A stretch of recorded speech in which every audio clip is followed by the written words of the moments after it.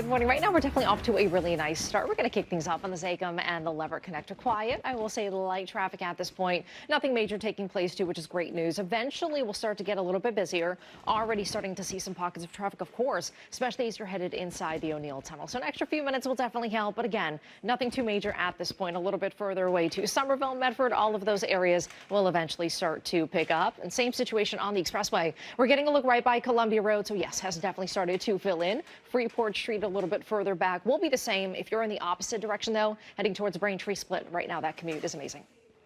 Good morning. Right now, if you're just heading out the door, we'll see a lot of these commutes still looking pretty good. One of our favorite looks, especially mine, getting a look from up above the Zachem and the Lever connector. Light traffic at this point. So as you're traveling inside the O'Neill Tunnel, not too bad, but we're definitely starting to see some more of that delay. The Lever connector at this point kind of typical. So you're still going to see more of that stop and go situation. Also keep in mind a little bit further, places like Somerville and Medford will eventually start to get a little bit busier. Nothing too major right now, but definitely a little bit more of that buildup here and there. One of our best, Route 1 in Saugus, not too bad, especially if you're in the opposite direction heading towards 128. That's going to be a little bit quieter than the opposite direction, but as you saw, both places still looking pretty good. Drive times definitely going to vary, but I will say very typical at this point. Nothing unusual here. 10 to 15 minutes in most, about 20 right now. Just heading out the door right now. Let's kick things off on 93. So we're getting a look roughly in the Somerville area. It's not bad out there, but definitely a lot more of that congestion as you're headed into the city. Medford roughly going to look the same out there too. Eventually, as you get a little bit closer to the Zachem, the Lever connector does tend to even out just a little bit more,